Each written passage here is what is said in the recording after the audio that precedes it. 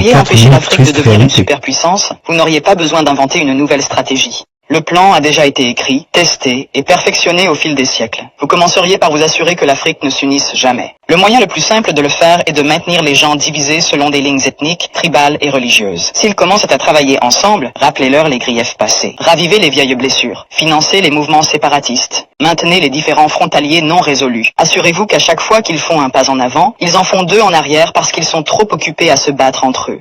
Vous installeriez des dirigeants qui servent des intérêts étrangers, pas leur peuple. Trouvez les plus corrompus, les plus facilement manipulables. Ceux qui désirent la richesse et le statut plus que le progrès. Offrez-leur le pouvoir en échange de leur loyauté. Si un leader émerge qui se soucie réellement de l'Afrique, débarrassez-vous de lui. Assassinez-les si nécessaire. Mais si c'est trop compliqué, déstabilisez simplement leur gouvernement et soutenez un coup d'État. S'ils parlent de nationaliser les ressources, faites-en un exemple. S'ils essaient d'unir l'Afrique, éliminez-les avant que l'idée ne se propage. Vous maintenez l'Afrique économiquement faible en vous assurant qu'elle ne s'industrialise jamais. Laissez-les exporter des matières premières, mais ne les laissez jamais les transformer eux-mêmes. Contrôlez les mines, les champs pétrolifères, les minéraux rares. Gardez-les à vendre à bas prix et à acheter cher.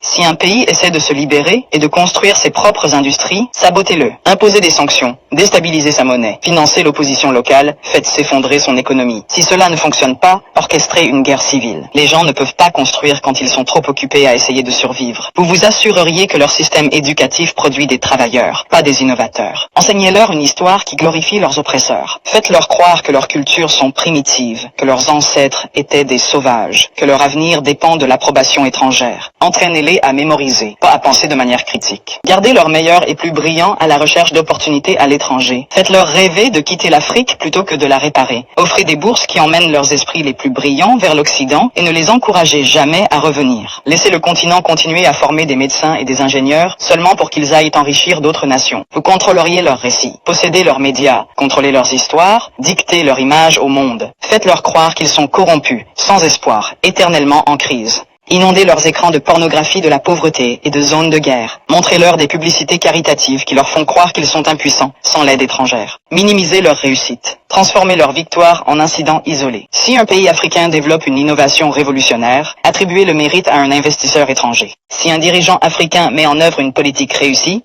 présentez-la comme une anomalie plutôt qu'une preuve de compétence. Vous vous assureriez qu'ils restent dépendants, les noyer dans la dette. Offrir des prêts avec des conditions impossibles. Les forcer à tout privatiser pour que des entreprises étrangères possèdent leur eau, leur électricité, leurs terres. Lorsqu'ils luttent, leur donner juste assez d'aide pour les maintenir en vie, mais jamais assez pour les rendre autonomes. Utiliser des œuvres de charité pour créer une culture de dépendance plutôt que de résilience. Les faire penser que l'intervention étrangère est nécessaire, qu'ils ne